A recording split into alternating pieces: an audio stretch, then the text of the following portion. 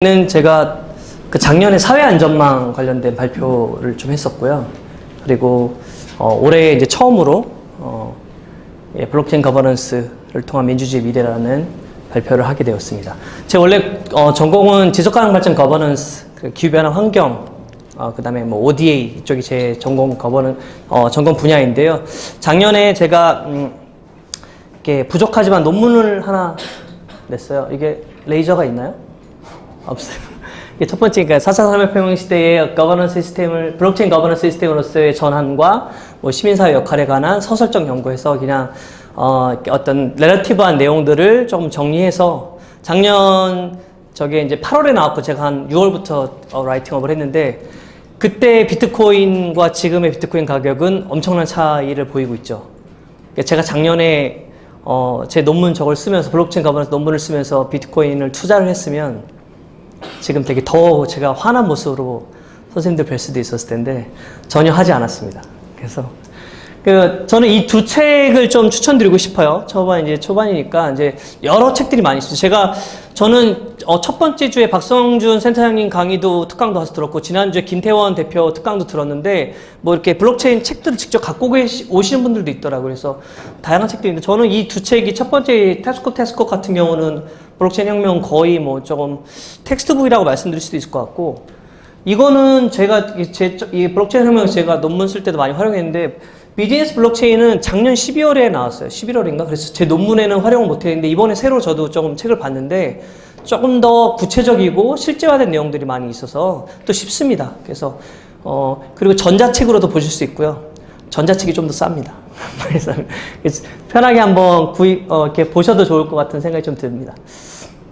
보통 이제 블록체인 거버넌스 넘어갈 때 우리가 오늘은 이제 민주주의의 미래, 그래서 좀 약간 저희가 또 문술 미래전략대학원이고 미래전략 토론회잖아요. 그래서 약간 뭐 미래 4차 산업혁명 얘기할 때 싱귤러리티 얘기 많이 하고 아시죠? 특이점이라고 해서 뭐 다양한 뭐 정의들이 있지만 쉽게 얘기해서 인간의 모든 지능을 합친 것보다 AI 지능이 그걸 뛰어넘는 그 포인트를 특이점 뭐 이렇게 표현하기도 하고 그래서 이게 로스라는 AI예요. 변호사 AI인데 작년 2016년에 미국에서 등장했습니다. 지금 50여 명의 변호사와 함께 파산 신청 관련된 변호업을 이미 하고 있는 로스라고 써있죠.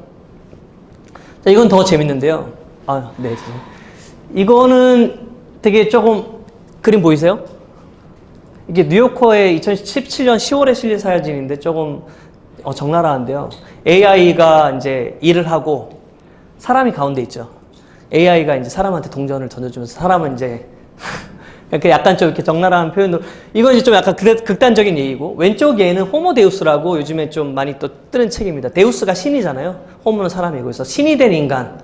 이 두 가지 그림을 제가 보여드린 이유가 4차 산업혁명 시대의 명과 암을 되게 많이 얘기하는데 좀 극단적이긴 하죠. 그러니까 신이 된 인간처럼 우리가 그런 사회가 되는 부분들도 있고 약간 유토피아적으로 디스토피아처럼 이렇게 이제 카이스트 문술 미래전략대원에 와 있는 저희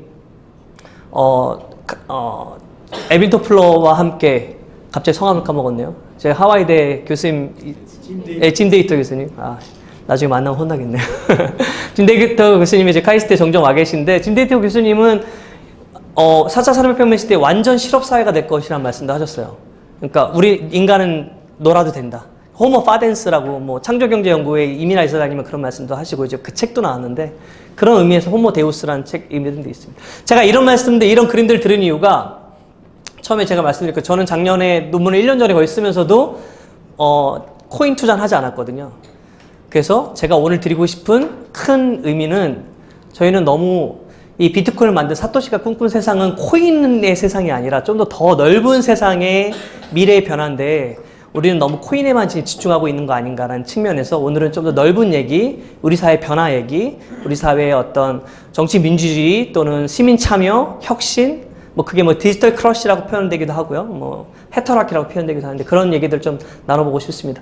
이거 지난주 금요일날 나왔어요. SBS 스페셜에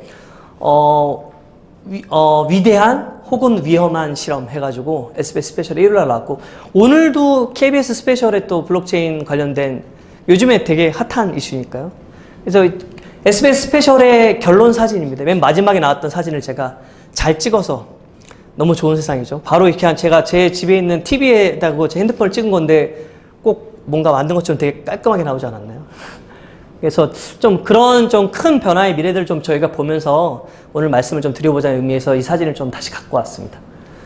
한 4가지 얘기들을 할 텐데요. 처음에 첫 번째와 두 번째 얘기들은 좀 약간 이론적인 측면들의 얘기들이에요. 좀 첫 번째는 디지털 거버넌스 4차 산업혁명 시대, 그 다음에 디지털 크러쉬. 디지털 크러쉬는 디지털과 데모크러시를 합친 디지털 민주주의를 디지털 크러쉬라고 좀 이제 명칭하는데요. 두 번째는 블록체인을 통한 거버넌스 혁신 얘기들 할 것이고요. 세 번째와 네 번째는 약간 사례 얘기들 좀 할 겁니다. 그래서 사회혁신, 디지털 사회혁신, 뭐, 유럽에서도 많이 하고 있고, 미국에서도, 한국에서도 심지어 다양한 시도들이 있는데, 더 나은 민주주의, 뭐, 직접 민주주의가 됐던, 수기 민주주의가 됐던 그런 사례들 말씀을 드리고, 마지막으로는 그 사례들 기반으로 해서 그렇다면 이제 블록체인 거버넌스로서의 미래 민주주의의 방향은 어떻게 될 것인가 얘기들 좀 말씀을 드리도록 하겠습니다. 실질적으로 블록체인 거버넌스랑 디지털 거버넌스랑 뭐 쉽게 말하면 아직까지는 한 끗 차이라고 말씀드릴 수도 있어요. 전에 저희가 박성준 저희 첫 번째랑 두 번째 강의 다 들으신 분 혹시 있나요? 이 미래전략 토론회? 선생님. 아니면 두 강의 중에 한 강의라도 들으셨다. 새로운 분들이 많으시군요. 왜냐면 지난주에도 김태훈 대표가 와서 얘기했을 때, 글로스퍼 대표, 그 블록체인 기업체 왔을 때 많은 분들이 그 전주에도 왔다고 말씀했는데, 본론 들어가기 전에 하나 더 에피소드를 말씀드리자면, 혹시 지난주에 그 축구 좋아하시는 분들 중에 잉글리시 프리미어 리그에서 FA컵이긴 했는데 손흥민 선수하고 기성용 선수하고 축구 경기를 했어요. 그래서 우리나라 SBS 스포츠에서 생중계를 해줬거든요. 근데 제가 그걸 보다 깜짝 놀랐어요. 토요일날 했나? 왜 놀라냐면 그 광고판에 블록체인 기업 글로스퍼 광고판이 뜨는 거예요. 그러니까 지난주에 저희 와서 발표했던 김태현 대표가 있는 블록체인 기업 광고판이 영국 프리미어리그의 가장 현장의 중심에서 실시간으로 광고판이 떠 있는 거. 제가 그걸 보고 김태현 대표한테 바로 카카오톡을 날렸습니다. 이게 어떻게 됐는지, 진짜 그랬더니 보셨나요? 그러면서 되게 반가워 하시더라고요. 근데 김태현 대표한테도 제가 이 발표 관련돼서 좀 여쭤봤어요. 이따가 사례도 나오겠지만 글로스퍼가 우리나라 지금 노원이라는 서울시 노원구의 지역화폐를 블록체인 기반으로 지금 실제 지역화폐에 또 베스트 프랙티스를 하고 있거든요. 그래서 그 카톡으로 제가 다양한 질문들을 했는데 되게 자세하게 말씀해 주셔서 그 내용들을 좀 담아서 진전을 좀 시켰습니다. 이제 거버넌스 얘기를 할 텐데요. 거버넌스는 이제 블록체인 거버넌스라는 걸 제가 아까 따옴표를 처음에 제목을 줬는데, 왜냐하면 이게 좀 오해하지 말으셔야 될 게, 블록체인의 내부 운영의 거버넌스는 얘기가 아니에요. 제가 말씀드린 것은 블록체인 기술, 기반 기술을 통해서, 어디로 갔나요? 기반 기술을 통해서, 우리 사회에 있던 이런 운영 관리 시스템, 전체적인 사회 시스템들의 변화들을 말씀드린 측면에서 블록체인 거버넌스라는 표현을 썼습니다. 이게 어떤 학구적이나 학계에서나 이렇게 뭐 공용된 표현은 아직 있는 것은 아니기 때문에, 그리고 말씀드린 대로 블록체인 기술 자체의 거버넌스를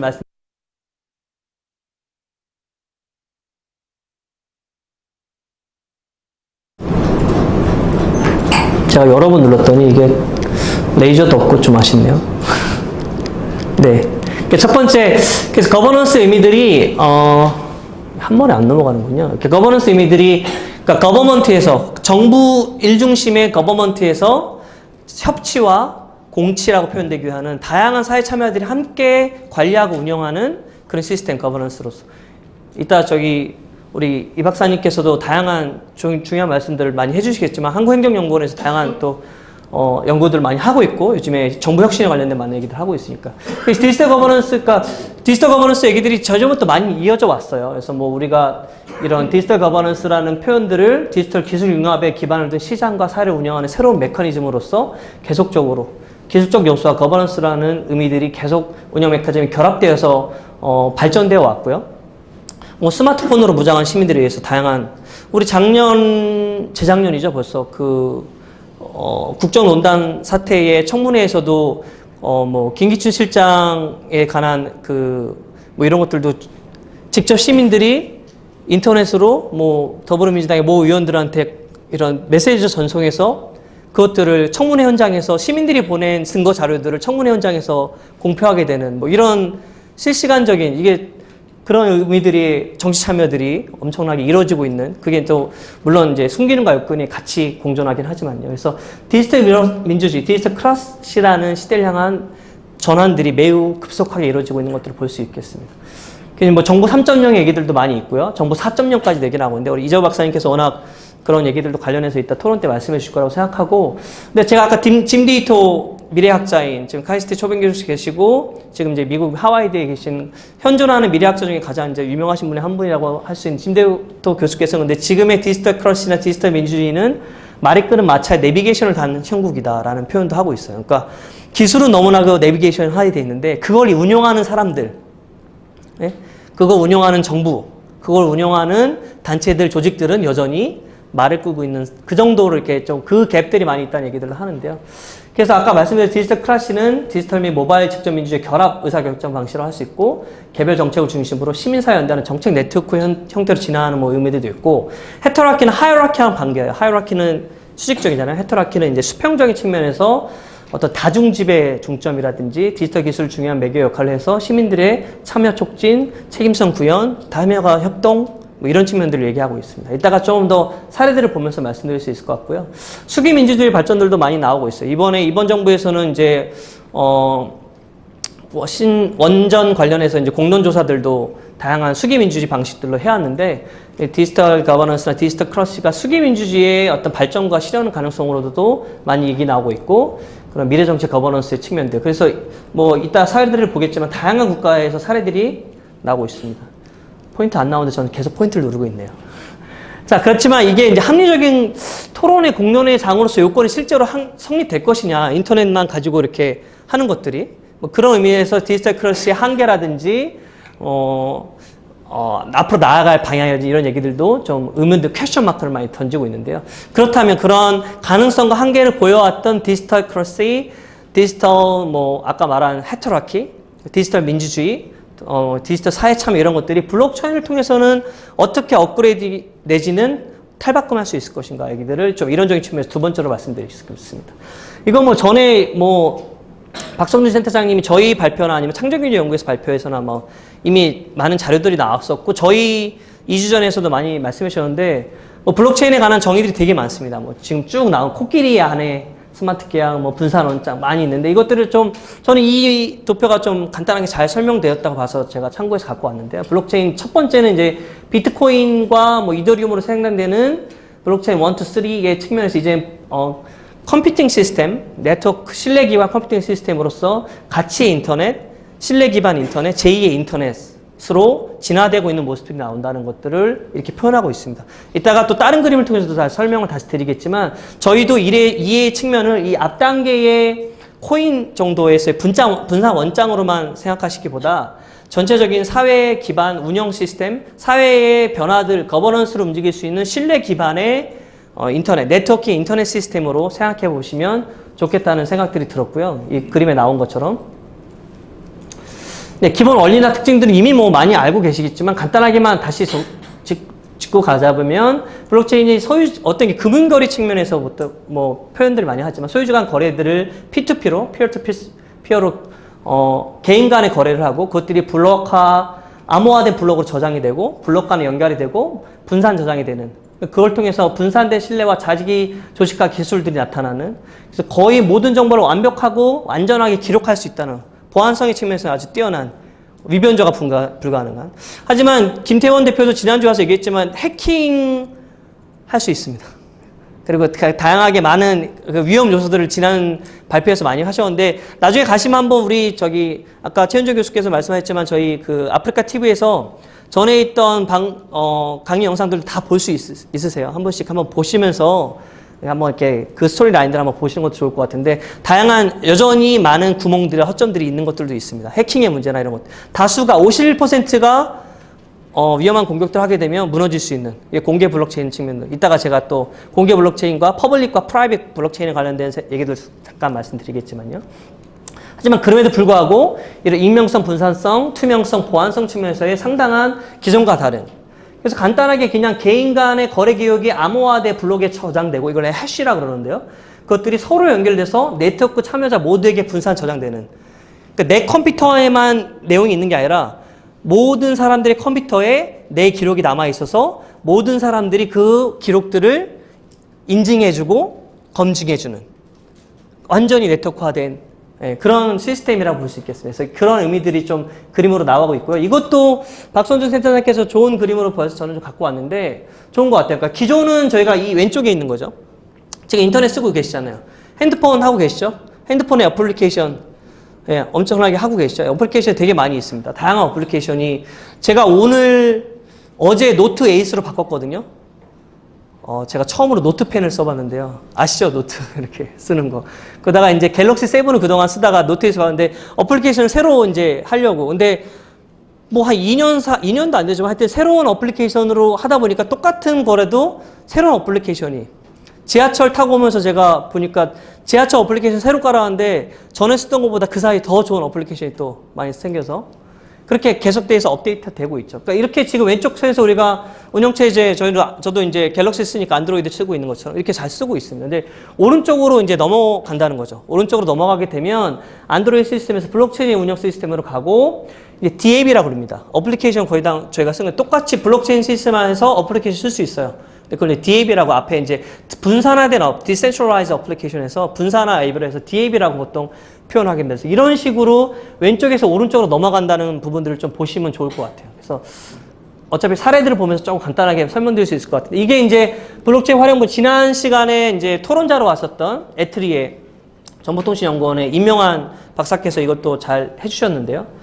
지금은 저희가 이 암호화폐 영역들에 대해서 많이 초점도 맞춰서 뭐 비트코인, 이더리움 그 이상의 뭐 거래소에 여러 가지 하고 있지만 왼쪽 위에 보는 공공보안 영역 측면들이 상당히 저희가 지금 보고자 하고 많은 가능성을 갖고 있고 직접 민주주의 차원에서도 지금 보면 오른쪽은 또 재밌는 게 임명환 박사께서도 그리셨더라고요. 행안부 저희 이재호 박사님께서 이제 행정경관에서 나오셨지만 그리고 이번 주 월요일 날 정부 혁신 종합 추진 계획이 발표됐어요. 문재인 정부에서. 거기서 정부의 여러 다양한 공공 서비스들이 AI, 블록체인, IoT를 통해서 정부 혁신 사업들을 무궁무진하게 추진해 나가겠다. 2019년까지 인프라스트럭처를 더 구축하겠다. 뭐 이런 얘기들도 뭐 정부 혁신 종합 계획에서 이미 나오고 있더라고. 정부 혁신 추진 계획에서. 이 왼쪽 행안부라든지 뭐 이런 쪽이 다 연결이 되는 측면이 있는 것이죠. 한 예로 요즘에 아베 정권이 되게 힘들잖아요. 아시죠?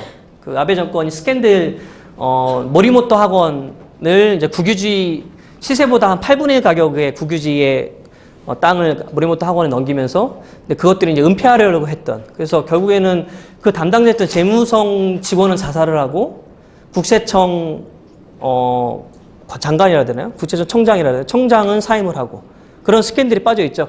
거기서 재무성 문건들이 위조가 됐는데 블록체인 시스템 상에서는 공공기록이나 이런 것들이 전혀 위도될 수가 없는 위변조가 불가능하기 때문에 그런 측면에서의 엄청난 보안성들과 만약에 블록체인 시스템을 갖고 있는 우리나라 정부처럼 2019년 2에 구축돼서 정부 공공기록 시스템이 블록체인화 된다면 그런 정보 분석의 위의 변조는 이론적으로 일단은 기술적인 문제들이 있겠지만 원천적으로 방지될 수 있는 그런 사회가 올 수 있다는 것이죠. 이것도 그 SBS 스페셜에 지난주에 나왔던 얘기들이에요. 실비보험 다 갖고 계시죠?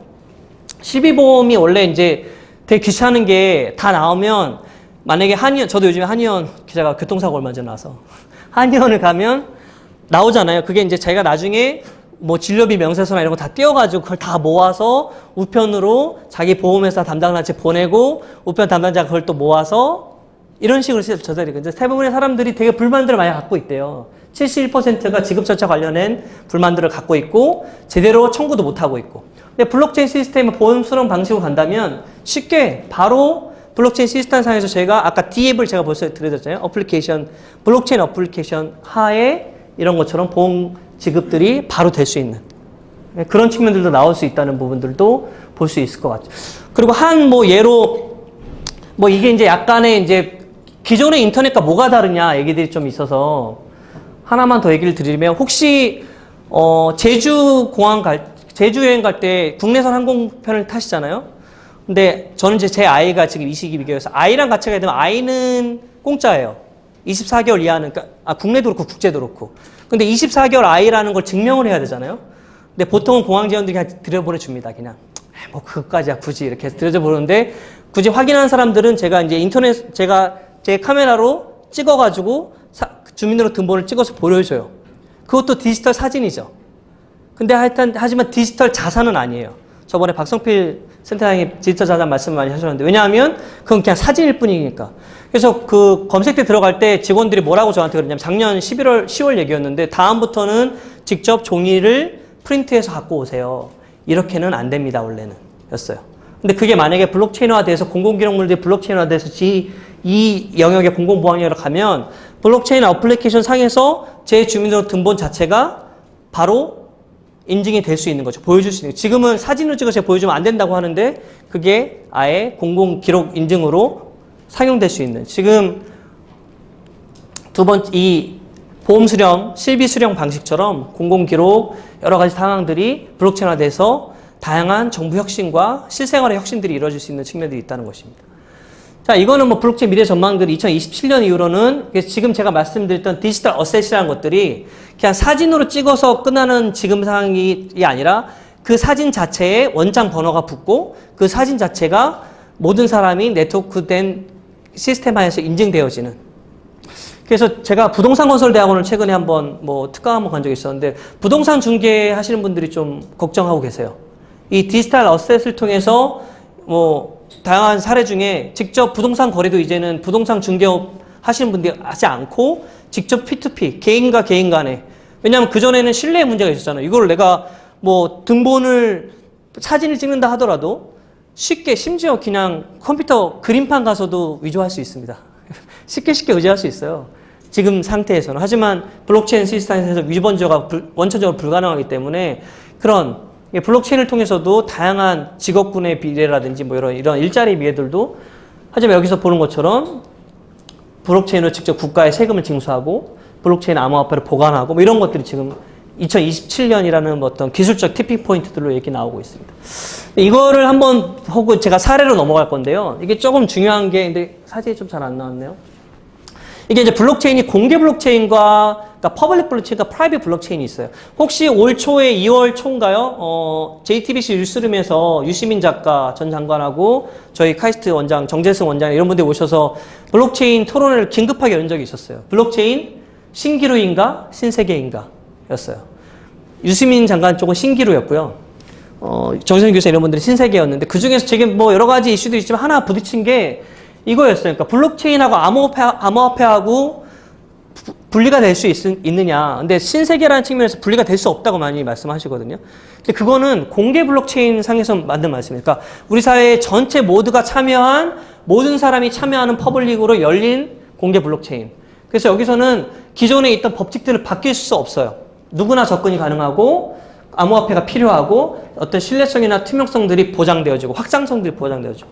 하지만 퍼블릭 블록체인에서 좀 다르거든요. 퍼블릭 블록체인은 이따 제가 에스토니아 모델 말씀드려서 들어보셨을 거예요. 에스토니아 우리나라 대통령이 와서 문재인 정권하고도 악수도 하고 여러 가지 뭐 MOU도 여러 가지 체결하고 했지만, 에스토니아 같은 경우는 국가가 이 에스토니아 모델을 하고 있는데 전자 시민권이 있고 레지던시가 있고 국가가 이걸 관리하는 거예요. 프라이빗이에요. 실적으로. 퍼블릭이 아닙니다. 이거는 저도 좀 헷갈려서 김태현 대표, 지난주 발표하신 김태현 대표도 제가 좀 상의를 드렸었는데, 프라이빗으로 보더라고. 프라이빗 내지는 컨소시엄 하이브리엄. 그러니까 이거는 두 개가 비슷해요. 개인하고 컨소시엄 두 개가 비슷하고 뭐냐면 관리자가 있는 거예요. 프라이빗은 중앙기관, 에스토니아 같은 경우는 에스토니아 정부. 컨소시엄은 한 개가 아니라 여러 개가 같이가 되는 거예요. 이따 사례에서 보면 지금 제가 문제제기 하는 건 뭐냐면 퍼블릭 블록체인으로 나와 있는 실질적인 사례는 아직 없어요. 제가 알고, 물론 이제 뭐 이게 이제 다양한, 예를 들어서 그 저작권이라든지 컨텐츠라든지 이런 측면에서 퍼블릭 블록체인으로 소위 말하는 킬러 컨텐츠가 될 수 있어서 다양한 확장 가능성을 갖고 있고 앞으로 곧 될 겁니다. 그리고 우리나라 아까 말한 정부혁신 종합추진기에서도 블록체인 정부혁신 시스템에 퍼블릭 블록체인화되는 다양한 시스템들이나 실제 사례 나오겠지만, 지금은 프라이빗, 이따 제가 사회들 뭐 지역화폐 노원이라든지 경기도의 따복 공동체라든지 해서의 뭐 의사결정 시스템 다 프라이빗입니다. 지금까지 프라이빗. 그러니까 암호화폐랑 분리되어서 기능하고 있는 모습들도 나와 있지만 확장적인 측면들이 좀 약하고 하지만 변화할 수 있어요. 그러니까 퍼블릭은 고칠 수 없는데 정해진 법칙을, 프라이빗이나 컨소시엄은 왜냐하면 중앙 관리자가 있기 때문에 같이 바꿀 수 있는. 그런 측면에서 다양하게. 그래서 이렇게 다양한 블록체인이 여기서 나오는 것처럼 보여줄 수 있다는 것들을 좀 보여줄 수 있고요. 시간이 별로 없으니까. 하지만 저는 거버넌스 측면에서도 좀 아까 말씀드렸다시피 우리 사회의 관리 운영 방식의 확장 측면에서는 기존에 뭐 거버넌스에 지금 정의 나온 것처럼 이미 이론적으로는 사회적 사이버네틱스 거버넌스, 자기조직화, 셀프 오거나이징 네트워크 거버넌스 이런 얘기들이 이게 97년에 나온 얘기거든요. 근데 저도 거버넌스를 전공했지만 20년 전에 나온 지만 이게 진짜 무슨 얘기인지 잘 몰랐어요. 이게 이론적으로는 그게 뭐 좋은 말인 것 같은데 하지만 이제는 이게 현실화될 수 있는 뭘 통해서? 블록체인 기술을 기반 기술을 통해서 이따 뭐 다오라고 우리가 나오기도 하죠. 분산 자율 시스템 다오 혹은 자기조직화 네트워크, 사회적 사이버넥스, 블록체인 기반의 사회적 사이버넥스 시스템들이 이제 등장을 한다. 그리고 전세 각국들이 그 경쟁들을 하고 있다는 말씀들을 드릴 수 있을 것 같습니다. 근데 이제 거버넌스는 그 전에 이제 마지막으로 이런 부분 넘고 넘어가면 하나 퀘스천 마크가 있었어요. 박원순 시장도 지금 서울시장을 있지만 뭐 여러 가지 성과도 있고 있지만 시민 참여 시스템에 관한 다양한 호불호들과 명가암들이 있습니다. 어차피 정책을 마련하고 정책을 입안하고 법률을 마련하고 법률을 집행하는 것들은 대의, 국회의원이 하거나 정부 행정기관이 해야 되는데 시민 참여를 어디까지 해야 되냐에 대한 항상의 이 컨플릭트가 있었거든요. 그러니까 이것들을 저는 제 이제 박사학원 논문에서 이 부분들 좀 많이 좀 중점적으로 봤었고요. 제가 2011년에 이제 영국에서 박사하긴 했는데 그때 이제 저의 이제 박사 논문의 커멘테이터였던 분이 클래처, 그러니까 머밍엄 교수가 이 것들 좀 많이 문제제해서요. 결국에는 예전에는 양립불가 도구적이었다면 왜냐하면 시민들 참여해도 책임은 누가 질 거야? 공무원이셔야지. 뭐 이런 측면에서 불가했다면 이제는 보완적이고 전환적인 측면에서 시민들도 다양하게 참여하고 책임들도 다양하게 공유하고 의사결정도 같이 하고 대표적으로 뭐였죠? 신고리 원전 공론조사 누가 결정했나요?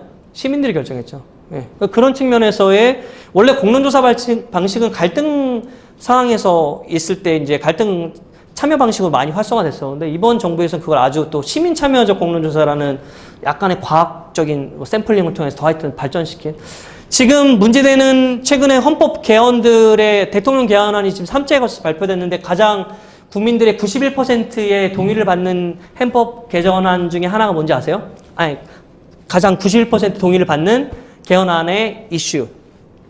국민소환제입니다. 국민소환제 뭔지 아세요? 국민소환제가 국회의원을 쉽게 얘기해서 파면시킬 수 있는 거예요. 누가? 국민들이. 루소가 얘기했거든요. 국회의원들은, 대의자들은 선거 전에는 국민들이 왕이고 주인이지만 선거가 끝난 다음에는 노예로 본다. 왜냐하면 5년, 물론 5년 계약제긴 하지만 4년이죠. 4년 계약제면 4년 동안은 누구도 퇴출할 수 없어요. 면책특권 있죠. 불체포 특권 있죠. 국회의원들 같은 경우는. 하지만 이걸 통해서 직접민주주의 이걸 통해서 바꿔버릴 수 있는 직접민주주의의 아주 강력한 이슈들이 지금 많이 등장하고 있죠. 이미 지자체에서는 하고 있습니다. 근데 지자체라는 표현보다는 지방정부라는 표현을 쓰자고 이제 얘기를 하고 있는데 지방정부에서는 주민소환제 이미 2007년부터 됐어요.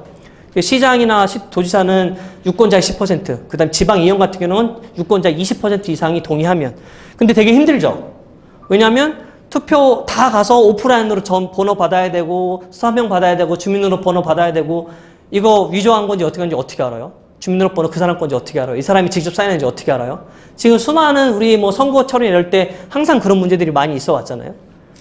블록체인으로 완전히 전환시킬 수 있다는 의미들이 나오고 있습니다. 물론 이제 그걸 현실하기 위해서는 다양한 법적인 장벽이라든지 여러 가지 장벽들이 넘어서야 할 장벽들이 있겠지만요. 뭐 이렇게 자기조직화 정부, 기존에 이제 뭐 박근혜 정부에서 정부 3.0 되게 많이 얘기해서 그 정부 부처 간 넘어가고 시민과 대시민 간의 어떤 정부 3.0인데 지금 정부 4.0 얘기들도 뭐 이따 이재호 박사님께서도 하실 수도 있겠지만 그런 의미로 좀 나가고 있다는 것들을 볼 수 있겠고요. 정부, 전자정부에 하지 않고 저는 좀, 그래서 뭐 얘기한 얘기로 이것도 뭐 시간이 없으니까 일단은 비트네이션이라는 이미 가상국가가 만들어져 있어요. 그러니까 국가의 역할들을 기존의 영토 이내로 있는 것이 아니라 국가를 넘어선 가상국가로 온 국민이 코스모폴리탄, 전 세계가 할 수 있는, 참여할 수 있는. 그래서 비트네이션에서 결혼증명 등록하기, 아까 제가 실비보험 블록체인 등록하는 거 하고 있다고 말씀드렸는데, 스마트 보험으로 들어가면 지금도 할 수 우리나라 지금 실행되고 있지만, 이건 비트네이션에서는 이러한 결혼증명이 등록되고 있는 것들이 나오고 있습니다. 이게 실제, 이거 한국도 재밌는 사례 있어요. SM이라고 혹시 들어보셨어요? SM. 아시죠? SM이 이수만 기획사가 SM입니다. 엔터테인먼트, 예, 맞습니다. 엔터테인먼트. 이번에 평양 방문단 예술공연단 중에 레드벨벳이나 아이돌이 유일하게 포함되는데 SM 출신, SM 엔터테인먼트 출신. SM 이게 제가 원래 이제 뭐 인터넷 링크해서 보여드리려고 했는데 시간이 없으니까 SM타운 2012년도에 건국 선언을 했어요. 온라인상에서 SM의 국기가 있고요. SM의 여권이 있고 SM의 코인이 있습니다. 한번 들어가서 보세요. SM타운 치시면 인터넷상에 지금 다 나옵니다. 잠실운동장에서 SM타운 가상국가 건설. 물론 이제 약간 퍼포먼스였어요. 근데 가능하다는 것이죠. 실적으로 비트네이션 같은 경우는 전 세계로 이렇게 이미 가상국가가 만들어져 있고요. 자, 이것도 이제 이민아 창조경제 이사장께서 이러한 우리의 지금 모습이 정부 3.0에서 블록체인으로서 이러한 업무들이 다 이관되고 블록체인 투표를 할 수 있고 직접 민주가 활성될 수 있고 그 안에 분권 자율 조직인 다오가 개인과 조직과 단체들이 할 수 있다. 뭐 이런 다이어그램을 좀 보고 있습니다. 저 구체적으로 제가 몇 분 정도 남았나요? 한 10분? 15분 정도? 일부러 막 달렸는데 아니었군요. 자, 두 가지 정도만 이제 사례로 조금, 두 가지는 아니고 이제 두 가지 파트에서 사례로 좀 실제적으로 이제 이런 부분들을 좀 장하게나마 설명드렸는데 실제적으로 정말 구체화된 사례들이 무엇인지. 근데 제가 처음 소두에 말씀드렸지만 첫 번째와 두 번째는 이런 측면에서, 그러니까 블록체인 거버넌스가 실제로 블록체인의 거버넌스가 아니라 블록체인 기반으로 한 우리 사회의 거버넌스 변화들을 말씀드리겠다고 말씀드렸고, 그게 실제로 그 전에 디지털 거버넌스, 일반 앱상에서, 아까 제가 앱과 D앱, 디지털의 앱과 블록체인의 딥앱으로 지금 전환되는 측면이 있다고 말씀드렸잖아요. 그러니까 지금 아직 여기서 나오는 세 번째 파트의 현 사례는 디지털의 애플리케이션의 현 사례들입니다. 일단은 지금 보이고 있는 것들은 많이 있었어요. 뭐 다 아시죠? 지금 청와대 국민청원들 엄청나게 많이 나와요. 이것도 디지털 민주주의 한 중요한 사례 중에 하나죠. 국민의당 같은 경우는 지금 이제 합쳐졌지만 2018년 1월에 블록체인 투표 시스템을 도입하자고 이미 국회에서 공청회를 열었었어요. 세미나도 열고, 뭐 더불어민주당은 모바일 입당 시스템 2016년부터 열어졌고, 뭐 이러한 다양한, 근데 이제 디지털 네. 아, 너무 큰가요? 죄송합니다. 안 돼. 더 크게 잘 들리게 하려고 했죠. 그래서 이제 이런 것들이, 근데 이런 디지털 통해서 디지털 민주주의가 가능할까에 대한 퀘스천 마크들은 항상 있어요. 이번에 페이스북 정보 유출 사태 혹시 들어보셨어요? 네. 아니요, 페이스북. 그 주커버그가 엊그저께 사과를 했죠. 되게, 5천만 명의 정보들이 어디로 갔냐면, 트럼프 선거 캠프로 갔어요. 페이스북 이용자들의 5천만 명의 정보들이. 근데 그런 것들이 이제, 캠브리지 아날리티카라고 영국에 기반을 둔 그 회사에서 그것들을 이제 빼가지고, 그러니까 페이스북도 우리가 어떤 네트워크화된 되게 중요한 플랫폼으로 인정하지만, 실적으로 어떤가요? 정보 유출이 되고, 그것들이 탈중앙으로 유용될 수 있는 한계들이 나타나는 것이죠. 그러니까 우리가 인터넷 쓰시지만 인터넷 아이디나 더 남은 거 다 아시죠? 그리고 자기 인터넷 어드레스 다 남고 이런 것들이 탈중앙에서, 그러니까 중앙에서 그것들 관리하거나 컨트롤하거나 미니플레이션, 어떤 개입하려고 하면 다 할 수 있는 상황입니다. 그러니까 이런 인터넷의 주도권들이 우리한테 있는 것인가? 그러니까 디지털 크러쉬를 보통 연구하는 연구자들도 디지털을 통해서, 인터넷을 통해서 민주주의가 확산되고 분권화됐다고 하는데 과연 그런가? 아니라고 오히려 정부가 더 독점적으로 국민들을 관리하고 컨트롤하고 국민들을 이렇게 할 수 있는, 통제할 수 있는 수단이 인터넷이다라고 오히려 말씀하시는 분들도 많이 있어요. 학자들. 그렇다면 블록체인 거버넌스 통해서 어떨까라는 퀘스천들을 저는 던지고 있고요. 계속 안 넘어가네요. 자, 이제 사회적인 사례들 좀 볼게요. 이것들은 이제 뭐 온라인 민주주의 플랫폼들이 많이 있습니다. 뭐 뉴질랜드 루미오 같은 거, 이건 이제 어플리케이션이에요. 핸드폰으로 루미오 하시면 바로 앱 다운받으셔서 여러분들도 참여하실 수 있습니다. 여기 보면 이제 누구든 여기서 토론하고 의견들을 읽고 찬성, 반대, 유보, 탈환 이런 것들을 통해서 직접 안건들을 선정하고 뭐 이런 것들을 하고 있고요. 이거보다 조금 더 확장된 게 아르헨티나 데모크라시 OS. 이거는 이 의혹을 통해서 정당이 탄생을 했어요. 2012년. 예. 온라인을 통해 시민들 의견을 직접 모아서 그걸 의회에 직접 반영합니다. 그리고 거기서 이 시스템을 할게 정당이 이게 탄생됐고, 지금 한 30여 개국, 2015년 기준이니까 더 많이 났죠. 그래서 체인저 투어에서 퍼포즈하고 프로포즈하고 디베이트하고 보트하고 뭐 이런 시스템들이 아르헨티나 데모크라시 OS나 다양하게 온라인 정당 플랫폼들이 이미 한 5, 6년 전부터 많이 활성화되고 있고, 이거보다 조금 더 나간 거는 핀란드 사례인데요. 오픈 미니스트리. 핀란드는 시민이 직접, 아까 제가 국민 소환제 91% 우리나라 개헌안, 대통령 개헌안에 국민들이 찬성하고 있다고 했잖아요. 그거 하나의 큰 이슈가 또 하나가 뭐가 있냐면 국민 발안제가 있습니다. 국민이 직접 법률을 발안하거나 헌법을 발안할 수 있는.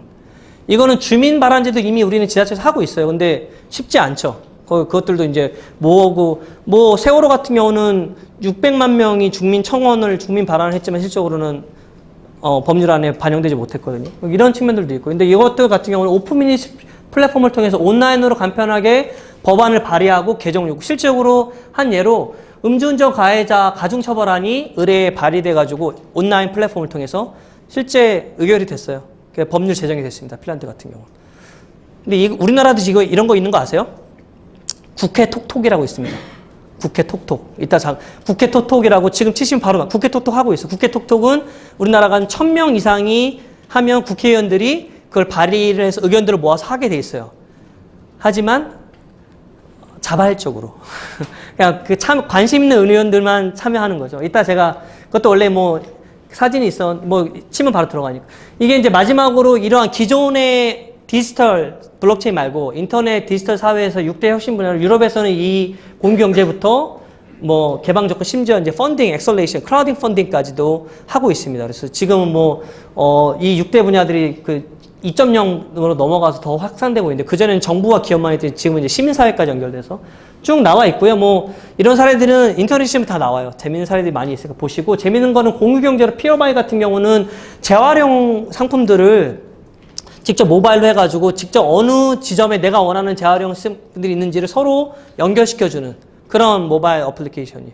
지금 우리나라들도 많이 있죠. 그런 중고 장터도 있고 중고나라 이런 거 있지만 좀 더 확장된 직접 어디서 그것들을 하고 있는지까지도 지오그래픽 포인트까지 보여주고 있는 측면이 있고, 이 인식 정보 확산 네트워크 같은 경우는 정부 재정 지출과 관련해서 이제 공유되는 사이트에서 색깔별로 내가 하던 우리나라 예산이면 600조라면 600조가 어디에 지금 실행되고 있는지. 근데 이거는 한계는 있어요. 이게 아까 아베 스캔들 말씀드린 것처럼 정부가 그 데이터를 내놨지만 그게 위헌지어 된 건지를 검증 가능하지 못하죠. 지금 검증 가능하지 못하죠. 근데 블록체인을 통해서는 위헌지어가 불가능하기 때문에 검증 가능하다는 측면들이 전환적인 측면들. 이 세이프캐스트는 재밌어요. 이거 일본의 사례인데요. 일본이 후쿠시마 사태 때문에 원자력 문제가 되게 심각했죠. 이게 가이거 개수기 핸드폰에 달 수 있어요. 원자력 방사능 수치를 직접 측정이 되는 거예요. 그래서 일본 시민들이 국가를 못 믿겠다. 그때 항상 완전히 컸잖아요. 그래서 방사능 수치를 발표된 수치를 내가 못 믿겠으니 직접 사람들이 차에다 매달기도 하고 내 핸드폰에다 매달아가지고 직접 그게 개수기로 측정이 되면 그걸 자기가 올리는 거예요. 그냥 그 플랫폼에 이 지역의 서울의 방사능 수치. 저는 지금 수지에 사는데 수지 어느 지역의 방사능 수치들을 시민들이 직접 올리는 거예요. 이것도 되게 어떤 시민 참여, 직접 참여에 아주 중요한, 일본에서 직접 지금 하고 있고 되게 활성화됐었던, 그렇죠? 그러니까 기존의 온라인 플랫폼으로서의 참여 플랫폼을 되게. 자, 그렇다면 저희가 쭉 돌아왔는데 결론적으로는 기존의 이러한 다양한 직접 민주주의와 시민 참여의 측면들이 디지털 크러시라는 디지털 민주주의에서 왔는데, 그렇다 블록체인 기반 거버넌스에서는 어떻게 전환되고 어떻게 발전될 수 있을까를 결론적으로 말씀을 드리겠습니다. 이것도 되게 재밌는 모델이었는데, 이것도 이제 박선태 대사께서 제가 좀 재구성했는데요. 아까 잠깐 블록체인 보시죠. 블록체인의 가장 큰 특징 중에 아까 분산성, 익명성 말씀드렸죠. 확장성 이렇게 있지만, 그러니까 이게 보통 그전에 저희가 페이퍼 베이스 사회, 지금은 이제 인터넷 베이스 사회인데, 제가 디지털 크러시를 설명드리면서도 좀 물음표를 가했던 게, 그렇다면 탈중앙되었나? 인터넷으로 인해서 모든 시민들이 동등하게 권리와 참여의 권한들을 갖게 되었나? 아니다. 오히려 중앙이 더 거대화되고 중앙이 더 컨트롤할 수 있는 역량들이 커졌다. 이렇게 반론이 나오고 있다. 왜냐하면 여전히 이 TTT라고 불리는 Trust Third Party라는 제3의 신뢰기관이 있기 때문에, 쉽게 얘기하면 은행이 지금 제3의 신뢰기관이거든요. 많이 들어보셨겠지만 인터넷 뱅킹 하게 되면 어떻게 돼요? 은행이 중간을 거쳐서 결제 시스템 중간을 거쳐서 다 그렇게 되고 있죠. 그래서 제3의 중앙 집권의 제3의 TTP가 누구냐? 실제 지금 금융기관이고 행정적으로 봤을 때는 정부인 것이죠. 정부가 지금 가운데 TTP를 갖고 있는 거 있잖아요. 모든 것들의 중앙 독점화된 것들 다 하고 있죠. 근데 블록체인 기반으로 P2P 시스템의 사회가 되면 오른쪽으로 넘어와서 가운데 게 없어지죠. TTP가 없어지는 거예요. 그러니까 저희가 페이퍼 베이스 사회에서 인터넷 베이스 사회, 인터넷으로 많이 됐지만 여전히 인터넷에 우리가 아는 뭐 IP도 다 잡히고 모든 것들이 아까 페이스북처럼 우리가 접속을 하자면 페이스북을 통해서 접속을 해야지 뭔가 할 수 있는 거잖아.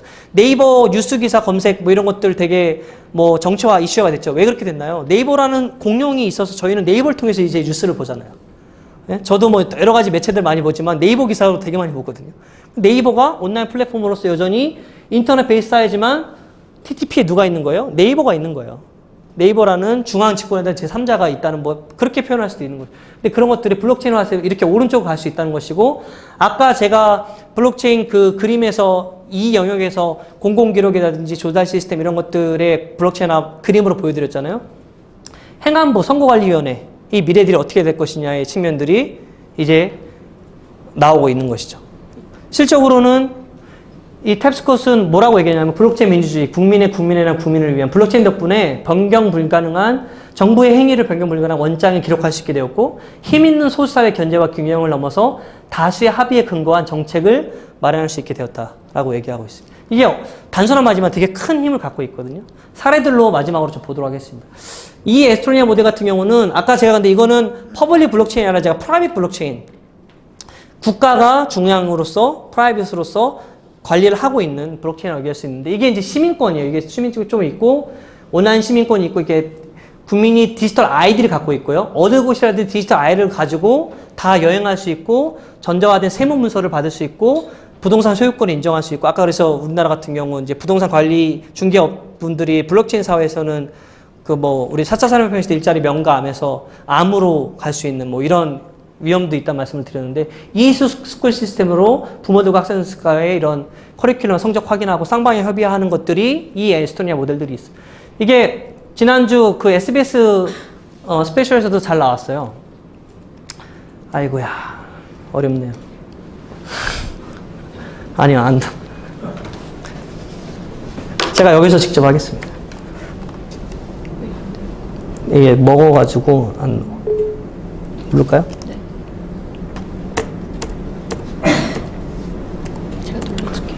네, 아니 제가 해도 될 것 같아요. 여기서 보면, 그러니까 처음에 태어나면 디지털 식별번호를 아이들이 받아요. 에스토니아에서 식별번호를 받고 자동으로 정부 지원금도 그 식별번호를 통해서 되어지고 에스토니아는 개인정보는 학교, 병원, 정부 각 기관에서 분산해 관리하고 데이터 교환은 블록체인 기술로 보호돼요. 그러니까 개인정보는 뭐 저희 뭐 의료정보나 이런 것도 되게 민감한 거 항상 말이 나오잖아요. 이번에 이제 우리나라도 이번에 발표했더라고요. 금융위원회에서 비식별 개인정보는 이제 오픈시키겠다고 공공데이터를 오픈시키겠다고 하는데 그러니까 개인정보나 이런 것들이 되게 유용하고 중요한데 항상 그 보안성 때문에 디지털 사회에서 문제가 되는 것들인데 블록체인 사회에서는 그것들이 보안성의 측면들이 100%는 아니지만 엄청나게 확장될 수 있으니까. 이게 디지털 아이디예요. 저 슬롯에 넣으면 전자시민증으로 정부의 모든 공공서비스, 업무, 은행 업무 다 확인할 수 있고 그리고 제가 어플리케이션이나 이런 걸로 그날 내가 뭘 했는지를 다 확인할 수 있어요. 기록에 남는 거죠. 아까 블록체인이 분산 원장이라고 했잖아요. 분산 원장을 통해서 내가 어느 날 몇 시에 병원에 방문했고 어느 곳에 가서 무슨 서비스를 받을 수 있는지를 자기가 다 확인하는 거죠. 이 레지던시까지. 예, 다음 페이지 보시면 그래서 뭐 이제 이 종합해서 보면 쭉 그림이나 이런 것도 많이 보여드렸지만 그래서 블록체인 기반 민주주의 실험 예들이 공공보안 분야에서 엄청난 혁명들을 일으킬 수 있고 블록체인 투표 시스템까지 이미 아까 제가 말했을 때 국민의당 같은 경우는 블록체인 투표 시스템 공청회도 정당 내부의 공청 시스템까지 뭐 얘기해 나왔었지만 앞으로 이것들이 근데 그것도 프라이빗이죠. 왜냐하면 프라이빗은 당 내에서 아이들이 가진 사람만 들어가서 할 수 있는 프라이빗. 근데 이것들이 전 국민화되는 퍼블릭 블록체인으로도 엄청난 잠재력을 갖고 있다는 것들을 보여주고 있습니다. 에스토니아 같은 경우는 아직도 프라이빗이라고 할 수는 있지만 아까 제가 국회 톡톡 말씀드렸죠. 서울시 천만 상상 오아시스. 서울시도 마찬가지입니다. 취임시면 들어가서 서울시에 관련된 것들을 자기가 정책이라든지 개선 사항들 하면 서울시 담당 공무원들이 매칭이 되어서 예, 그것도 정착화되고 입안하는 상황들이 하고 있어요. 국회 톡톡 같은 경우도 뭐 예를 들어서 더불어민주당의 박주민 의원이라든지 이런 분들 1000명 이상이 발의한 의견 낸 것에 대해서 같이 도와서 매칭해서 하고 있고 이런 것들을 온라인 투 오프라인 정치 실험들이 이루어지고 있습니다. 자, 이런 것들이 여전히 이렇게 되게 찻잔 속의 태풍 내지는 미약한 부분들이 있기 때문에 블록체인 거버넌스를 이게 프라이빗에서 퍼블릭 블록체인으로 오거나 이렇게 했을 때 엄청난 폭발성을 갖고 있다는 것들. 수원시도 지금 블록체인 플랫폼을 갖고 있죠.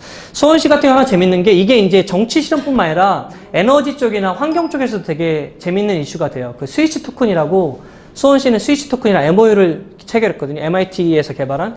그러니까 신재생 에너지나 재활용이나 이런 환경 에너지 같은 걸 할 때 스위치 토큰을 통해서 수원 시민들이 스위치 토큰을 받고 그걸 통해서 지역에서 활용할 수 있는 이건 이제 그것도 이제 프라이빗 블록체인을 할 수 있겠지만 단순히 이런 그러니까 공공보안뿐만 아니라 환경 에너지 분야라든지 이런 분야에서도 수원 같은 경우는 지금 다양한 실험들을 하고 있습니다. 다음 거 외국에서 하는 이제 마지막으로 보면 이제 데모크라시 얼스 같은 경우도 보면 여기는 이제 코인이 아니라 이 블록체인 사업에서 이제 표를 줘요. 한 사람당 100표를 주고 이건 이제 요즘에 좀 뜨는 단어로 리퀴드 데모크라시라고 해서 액체 민주주의 흘러간다는 측면에서 뭐냐면 전자지갑 안에 제가 100표를 받고요. 그 안에 본인이 중요한 사안에 표를 몰아서 한꺼번에 사용할 수도 있고 양도할 수도 있어요. 여러분들이 만약에 100표씩 다 갖고 계신데 앞에 있는 허태욱 교수가 나보다 더 이것들을 잘 해줄 수 있을 것 같아요. 여러분들이 100표를 다 저한테 주셔서 제가 여기에 할 수 있는 대리인한테 표를 몰아서 할 수 있는 그래서 뭐 투표율의 측면에서 데모크라시 어스 같은 경우는 상당한 엄청난 전자지갑은 지금 정부 혁신 추진 종합계획에도 우리나라도 2019년까지 블록체인 전자지갑을 만들자라는 안이 이번 주에 나왔던 정부 혁신 추진 계획에 나와 있습니다. 한국의 국민들, 한국형 전자지갑, 한국의 국민들의 개인 전자지갑에 관련된 얘기들이. 자, 이거는 이제 우리나라 지난주에 김태훈 대표가 지역화폐인데요. 이거 같은 경우는 이제 노원이라는 코인을 받게 되죠. 이제 근데 이 코인이 아까 다시, 이게 원래 PT면 바로바로 돌아갈 수 있는데 다시 그림을 보지만 공개 블록체인과 프라이빗 블록체인에서 공개 블록체인은 코인이 무조건 있어야 된다고 말씀드렸죠. 암호화폐가. 근데 프라이빗 블록체인은 있어도 되고 없어도 되는 거예요. 불필요한 측면인데 이건 프라이빗 블록체인이지만 노원이라는 코인이 암호화폐가 연결되어 있는 것이죠. 그래서 지역화폐로 활용되고 있고 제가 지난주에 사이트 들어갔는데 지금 180여 개 이제 가맹점들이 가맹이 되어서 이게 노원이란 게 돈이 없어도 그래서 노원으로 이렇게 중의적 의미로 써있더라고요. 네. 노원입니다. 노원. 저기 보시는 것 돈 없어도 살 수 있는 마을을 뜻한다는 의미에서 다양한 이게 우리나라의 블록체인 기반의 지역화폐 최초 사례라고 저는 알고 있는데요. 그 전에도 지역화폐들은 상품권이라든지 많이 하시지만 전통시장 이런 것처럼 근데 이런 것들은 사회적 가치, 노원 지역의 화폐, 가맹점을 통해서 지역의 다양한 실험들이 근데 오픈되어 있는 건 아니에요. 이것도 사이트 들어가 보시면 예, 로그인해서 자기가 이런 것도 인증해야 되고 그리고 이거 같은 경우는 프라이빗 블록체인 누가 관리하나요? 노원구 쪽에서 관리하는 예, 그런 측면들 컨소시엄이라고 볼 수도 있죠. 왜냐하면 업체랑도 연결이 되니까 블록체인 업체랑도. 다음 보시면 자 이제 마지막 페이지인데요. 이제 이 것들이 블록체인 거버넌스에서 가장 중요한 제가 아까 거버넌스 이론에서 자율조직화 시스템이나 사회 사이버틱스 거버넌스를 이미 20년 전에 로즈라는 거버넌스 이론가가 말씀을 실제 구현될 수 있는 것이죠. 이것도 이제 다오라고 우리가 이제 분산자율 시스템이 그러니까 간단하게 얘기해서 사장님 없는 회사, 의원 없는 국회. 근데 작은 단위에서는 이미 지금 다오 같은 경우는 사장님 없는 회사는 더 다오 이런 플랫폼처럼 블록체인 상에서 사장님 없는 회사들이 이미 구현이 되고 있어요. 그걸 이제 DAC라고 표현하기도 하는데 분산된 자율회사. 그래서 지역을 넘어서 디지털 관할권을 지역을 넘어서까지도 그러니까 국가를 넘어선 단위까지도 이런 분산된 자율회사들이 이루어지고 있고 이것들이 이제 민주주의, 수기민주주의, 직접 민주주의 하게 되면 결국에는 보통 이제 스테인리스 소사이티에서 국가가 없는, 정부가 없는 사회로까지 또는 글로벌 시티즌까지 확장될 수 있는 인어 포스트 네이션 스테이트 월드 해서 그런 의미들도 요즘에는 연구들이 많이 되고 있고요. 저는 이 따복 공동체 사례가 되게 재밌었는데 경기도 남경필 지사께서 2016년부터 많이 얘기해서 작년부터 많이 블록체인 심사를 직접 가요. 주민들이 주민제한 제가 이것도 원래 VOD도 링크를 시켜놨는데 영상이 있거든요. 한번 시간이 없으니까 나중에 한번 들어가시면 영상도 이렇게 주민들이 직접 마을에 계시는 마을기업 내지는 지역 그 주민자치센터에 주민들이 참여하셔서 주민제한 공모사업들을 하시고 그것들을 블록체인 심사로 직접 자신들이 심사를 하고 예. 이게 왜냐하면 이제 중복 투표를 방지할 수 있고 블록체인 시스템을 할 수 있으면 투명성을 보장할 수 있고 이런 측면에서. 근데 이것도 퍼블릭은 아니에요. 프라이빗이죠. 이것도 여기에 참여하신 분들이 로그인해서 들어와가지고 할 수 있는 측면에서 블록체인 심사들. 그러니까 일정 부분에서의 어떤 평가, 심사, 저번에 지난주 김태훈 대표가 이제 어떤 지자체의 주민 평가 뭐 시스템들을 지금 해서 곧 런칭한다고 얘기했는데 그런 측면들이 평가와 감사, 뭐 심사 시스템들이 실적으로 이렇게 프라이빗 블록체인 측면에서 나오고 있는 측면들이 있습니다. 그래서 O2O 정치료의 전환과 블록체인 기반 저는 이제 이번에 개헌에서 국민소환제, 국민발안제 나왔지만 이제 대통령 이제 하고 이에 이제 하위 법률상에서 다양한 방법들이 나오겠지만 우리나라도 지금 정부 혁신 추진 종합계획 2019년까지 블록체인 기반 IoT 인공지능 혁신 사업들이 많이 나온다고 했는데 블록체인 기반 투표 시스템들이 곧 도래할 수 있지 않을까. 그런 직접민주주의 또 그 안에서 수기민주주의의 블록체인 기반 직접민주주의와 수기민주주의 플랫폼으로서 우리가 이것도 근데 이제 사회적 합의들이 필요하겠죠. 그 부분들은. 그런 부분들로 연결될 수 있는 충분한 엄청난 파워가 될 겁니다. 지금 지역구 아까 주민소환제 제가 말씀드렸지만 시장 도지사는 지금 국민청원 대통령 그 홈페이지에 국민청원은 20만 명 이상이 하게 되면 대통령 그 청와대에서 답변하게 돼 있거든요. 그런 측면인데 이것들이 앞으로 이제 저희 개헌 시스템에서 소환제와 발안제의 최소 기준 인구 수를 몇 명을 줄 것이냐 하겠지만 20만 명 오프라인으로 모으는 건 진짜 힘들지만 청와대 온라인 좀 에피소드지만 안타까운 얘기였지만 평창 올림픽 때 모 선수 청원에 관한 거 60만 명 모으는데 7일 걸렸거든요. 네, 온라인으로 했을 때 엄청난 파괴력들은 상상을 초월할 우리나라 사람들이 워낙 또 이런 부분들이 근데 그런 부분들 블록체인 그러니까 기존의 디지털은 여전히 문제점도 있지만 블록체인 기반화의 이런 국민 직접 참여 시스템으로서 전환할 측면들은 엄청난 임팩트를 갖고 있을 거라고 말씀드리고 싶고요. 근데 이것들이 이거 URL로 안 넘어가죠. 클릭하면 말씀드린 대로 결국에는 여전히 그들만의 리그에서의 프라이빗으로 넘어져 있기 때문에 이것들이 퍼블릭 블록체인으로 가기까지의 기간들이 상당히 필요할 거고 그 안에서 기술적인 합의 또 사회적인 수용성 이런 측면들이 되게 많이 필요할 거라는 말씀을 좀 마지막으로 드리면서 또 이따가 또 다양한 의견들을 또 주시면 같이 말씀 나누면서 듣기로 하고 또 이주호 박사님 통해서 다양한 또 중요한 얘기들 말씀 듣도록 하겠습니다. 감사합니다.